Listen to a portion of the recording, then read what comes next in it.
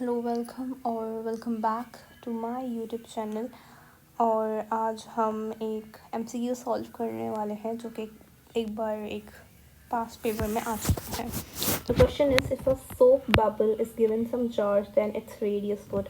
अगर आपके सामने एक सोप का बबल रख दिया जाए तो आप बताएं अगर इसको चार्ज दिया जाए। यहाँ पे सिर्फ चार्ज लिखा हुआ है।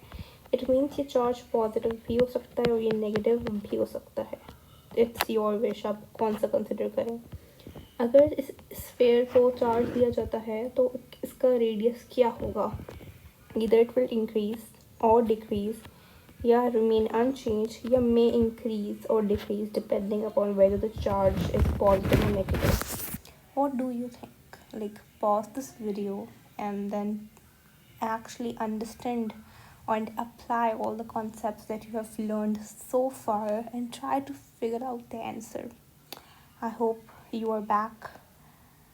अब समझते हैं इसके पीछे का कॉन्सेप्ट क्या है। हमने समझा कि हमारे पास एक सोप है, सोप का एक स्फेयर है, ठीक है। ये समझ लें आपके पास सोप का एक स्फेयर है, ठीक है। इसको हमने कुछ चार्ज दे दिया, इसको हमने कुछ चार्ज दिए। समझ लो कि चार्ज दे दिया, एक यहाँ चार्ज दे दिया, हमने समझो पॉजिटिव चार्ज दे दिया, यहाँ पे पॉजिटिव चार्ज दे दिया या अंदर दे दिया, कुछ भी कर दिया, बाहर दे दिया, मैंने फ़िलहाल ये समझ लिया। अच्छा, ये हमने बात की सोप का बबल है। ऑलराइट, आपने बबल या लिक्विड वाले चैप्टर में कहीं पे भी कॉन्सेप्ट पढ़ा होगा सरफेस टेंशन का। ऑलराइट, सरफेस टेंशन क्या होता है? सरफेस टेंशन एक ऐसी प्रॉपर्टी है जिससे सारे जो मॉलिक्यूल्स होते हैं वो आपस में जुड़े रहते हैं। They are attach together by this surface tension. जैसे कि आप एक्सपेरिमेंट कीजिएगा, आप अपना पानी और जो टैप वाटर है का जो टैप होता है उसको खोलिएगा, पानी आएगा। जब उसको आप बंद करेंगे उसके अंदर एक लास्ट एक ड्रॉप रह जाता है, राइट। वो ड्रॉप आप देखेंगे, वो ड्रॉप नीचे नहीं गिरता, वो जो पानी होता है वो ड्रॉपलेट की फॉर्म में आ जाता है और वो आखिरी तक अटका हुआ होता है, वो नीचे नहीं गिरता। क्यों? क्योंकि उसकी जो आपस के मॉलिक्यूल्स हैं उसको जोड़ के रखते हैं, उसको आपस में अट्रैक्ट कर रहे होते हैं, इसलिए वो पानी का जो ड्रॉपलेट है वो नीचे नहीं गिर पाता। ऑलराइट, तो वही मैं फोर्स की बात कर रही हूँ, वो ही सरफेस टेंशन मेरे पास यहाँ पे अंदर भी होगी।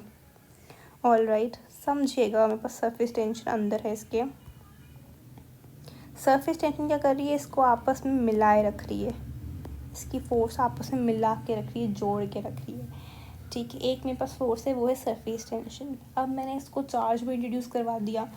बाहर क्या लग रही है? एक चार्ज की वजह से कौन सी फोर्स होती है?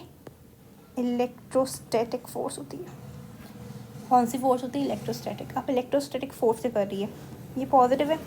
ये एक पॉजिटिव जो है, इस पॉजिटिव क्या करेगा? रिपेल करेगा।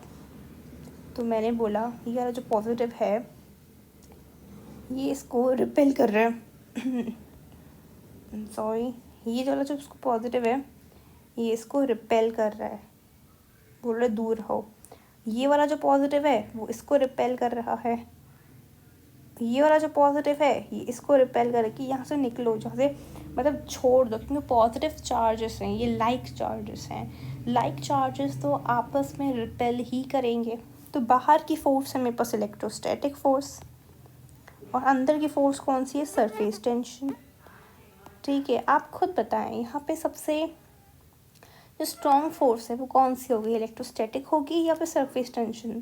सो इट्स क्वाइट क्लियर कि हमारे पास इलेक्ट्रोस्टैटिक फोर्स जो है वो ज़्यादा स्ट्रॉन्ग होगी, जिसकी वजह से इस रिपेल होने की वजह से, इस रिपल्जन की वजह से ये एक्सपेंड कर जाता है बबल, और इस बबल का रेडियस इंक्रीज कर जाता है। तो आपने समझ लिया हमारे पास रेडियस क्या हुआ? इंक्रीज हुआ। रेडियस हमारे पास इंक्रीज कर गया। क्यों? क्योंकि यहाँ पे रिपल्जन हो रही थी, रिपल्जन की वजह से यहाँ पे मेरे पास ये इसका जो रेडियस है वो एक्सपेंड कर गया मतलब इंक्रीज हो गया, ठीक है। यहीं पे बता रहा है सरफेस टेंशन अंदर लग रही है, रिपल्सिव फोर्स बाहर लग रही है, तो बबल विद पॉजिटिव चार्ज। इसको मैंने एक फॉर्म में लिखा हुआ भी है कि when a charge is placed on a soap bubble, the like charges distributed across its surface repel each other. एक दूसरे को repel करते हैं, causing the bubble to expand and its radius to increase.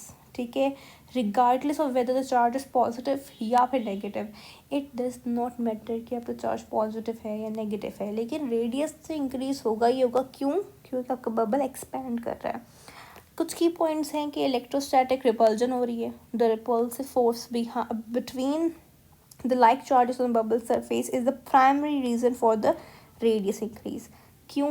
अगर आपसे कोई रीज़न पूछ ले कि क्यों एक्सपैंड हो रहा है, तो प्राइमरी जो रीज़न है that is electrostatic repulsion. Electrostatic repulsion की वजह से ही आपका बबल एक्सपैंड हो रहा है और आपका रेडियस इंक्रीज कर रहा है. ठीक है.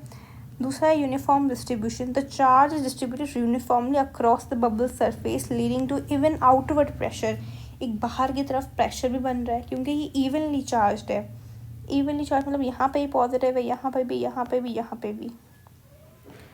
देन बोल रहा है surface tension. while the charge increases the radius, the soap bubble still tries to minimize its surface tension.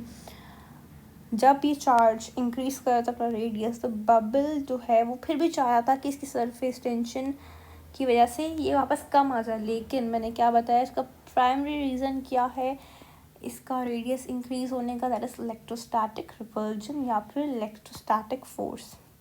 और राइट, ये बहुत ही कॉन्सेप्चुअल और बहुत ही अच्छा सवाल था जो कि एक बार पास्ट पेपर्स में आया हुआ है. So I hope your concept is clear and stay tuned to my channel for more such videos.